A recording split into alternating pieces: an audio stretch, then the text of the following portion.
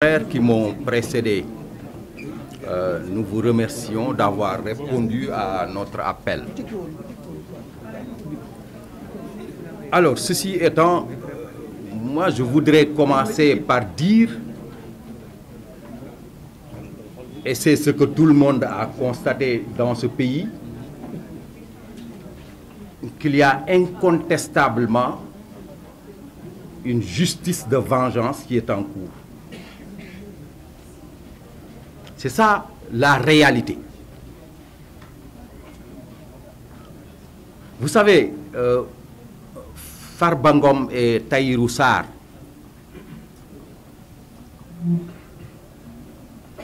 sont des siamois, ce que j'appelle des siamois. Par conséquent, voilà deux personnes qui doivent avoir le même destin judiciaire. Mais ce que nous avons constaté, c'est qu'il y a un traitement inégalitaire entre ces deux personnes au plan judiciaire. Mon confrère Baboucar Cissé l'a rappelé tout à l'heure. M. Ngom a offert un cautionnement portant sur des titres fonciers. Et ce cautionnement a été purement et simplement rejeté par le juge. Alors qu'il réunit toutes les conditions qui sont requises par la loi pour que le cautionnement puisse être accepté. Mais dans le même temps, comme vous le savez, l'offre de cautionnement qui a été faite par Tahirou Sarr, qui se trouve exactement dans la même situation que Farba Ngom, cette offre de cautionnement a été acceptée. Avec beaucoup de diligence d'ailleurs. Et d'ailleurs, ce cautionnement a été validé par la chambre d'accusation financière. Et que par conséquent, il y a, je l'ai dit tout à l'heure, un traitement inégalitaire entre deux personnes qui sont embarquées dans la même procédure judiciaire. Et comme vous le savez, la première justice quand même, c'est l'égalité. À chaque fois que l'égalité entre deux justiciables est rompue, c'est qu'il n'y a plus de justice. Mais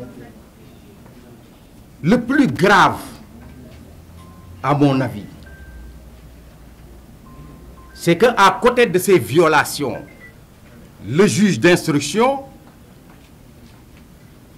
a pris une mesure conservatoire sur les titres fonciers que nous avions offerts au titre du cautionnement. C'est une violation flagrante des droits de Farba Ngom, n'est-ce pas, qui a le droit, ainsi que la loi lui autorise, qui a le droit de proposer un cautionnement portant sur des immeubles. Alors, quand le juge d'instruction, non seulement a commencé par rejeter le cautionnement qui a été offert, mais également a pris une mesure conservatoire pour empêcher Farba Ngom de réaliser un cautionnement lui permettant demain de recouvrir la liberté. Alors ça, nous disons que c'est une violation flagrante des droits de la défense. Ceci étant, moi je voudrais dire que, à la lumière des dispositions des articles 152 à 155 du Code pénal, que nous devons lire à la lumière des dispositions de l'article 140 du Code de procédure pénale, Farba Ngom n'est pas compris dans le champ de répression de ces dispositions. Pourquoi? Parce que les dispositions des articles 152 à 155 énumère les personnes qui sont susceptibles d'être poursuivies des chefs de détournement de deniers publics et d'escroquerie portant sur les deniers publics. Et Farba Ngom n'a pas la qualité des personnes qui sont énumérées par ces dispositions pénales.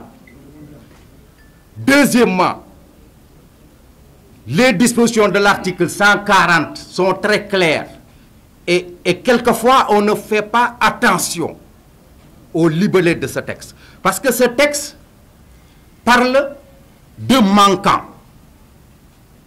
Le texte parle de manquant. Le manquant, c'est quoi? C'est du français. C'est lorsqu'il y a une différence entre des fonds publics qui vous ont été confiés, n'est-ce pas? Une différence entre des fonds, entre le montant des fonds qui vous ont été confiés et le montant restant.